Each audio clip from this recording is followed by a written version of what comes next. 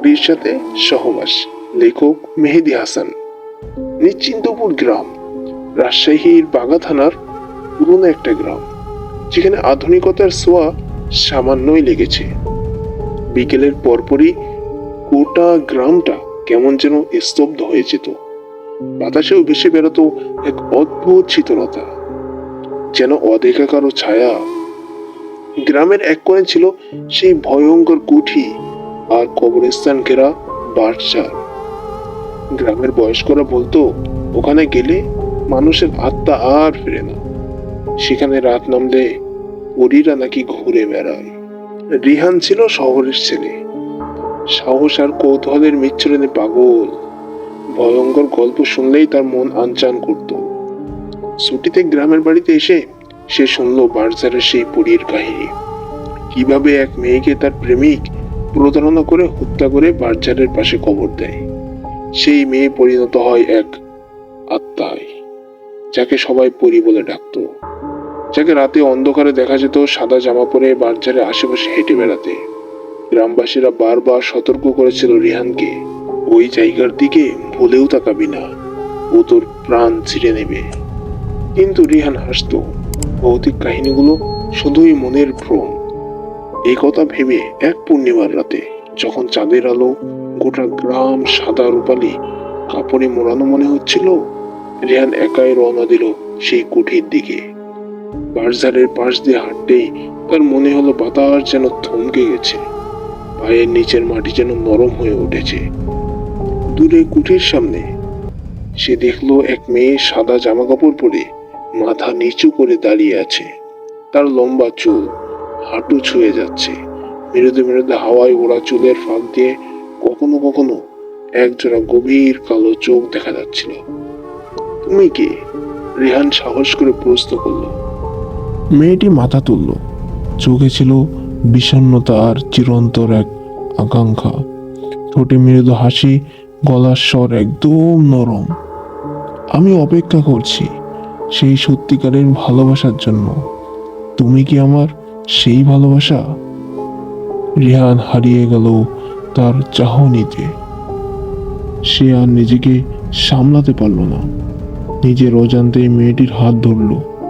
হাতটি ছিল ঠান্ডা, মৃতের মতো শীতল, অথচ গভীরভাবে আকর্ষণীয়। সে তাকে নিয়ে গেল কুঠির ভিতর।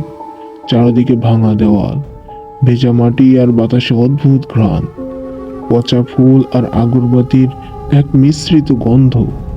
সেই রাতে রিহান আর সেই পরীর মধ্যে এক অদ্ভুত মিলন হলো, ভালোবাসা আর আতঙ্কের মিশ্রণ।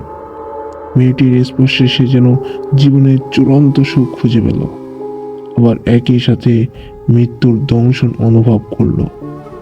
মিলনের মুহূর্তে চারপাশে বাতাস ঘন কালো হয়ে গেল, যেন সমগ্র জগৎটাই হারিয়ে গেল তাদের চারপাশ থেকে।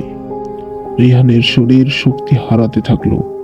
মনে হচ্ছিল আত্মাটাও টেনে নিচ্ছে কোনো গভীর অতলে। ভোর হতেই রিহান জ্ঞান হারালো। যখন চোখ খুলল তখন সে নিজেকে পেল কুঠির ভিতর পড়ে থাকা অবস্থায়। পরীটা উধাও, কিন্তু তার শরীরের ভেতর কিছু যেন বদলে গেছে। সে এখন আর আগের মতো রিহান নয়। তার শরীর জড়ানো ছিল এক ঠান্ডা অদৃশ্য বন্ধনে।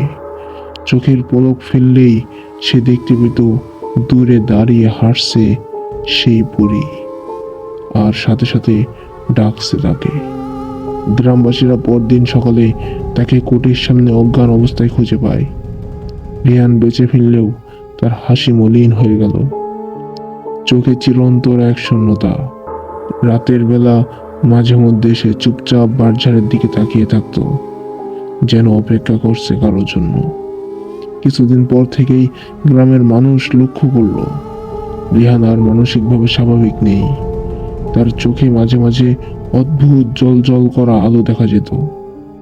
রাতে বাঁশঝাড়ের দিক থেকে ভেসে আসতো তার হাসির আওয়াজ আর মৃদু কান্না। গ্রামবাসীরা জানে রিহান আর সম্পূর্ণ মানুষ নেই। সে এখন পরীর সহচর, অর্ধেক মানুষ আর অর্ধেক অশরীরী। প্রতিটি পূর্ণিমা রাতে নিশ্চিন্তপুরের বাঁশঝাড়ে দেখা মেলে দুইটি ছায়া, এক মেয়ে আর এক ছেলে, যারা চিরকাল একে অপরের সাথে মিলিত হয়ে হারিয়ে যায় অন্ধকারে। আর গ্রামের বয়স্করা এখনো ফিসফিস করে বলে, পৃথিবীর সবচেয়ে সুন্দর ভালোবাসা কখনো কখনো সবচেয়ে ভয়ঙ্কর হয়। পরীর সাথে সহবাস করা মানে নিজের জীবন বিসর্জন দেওয়া।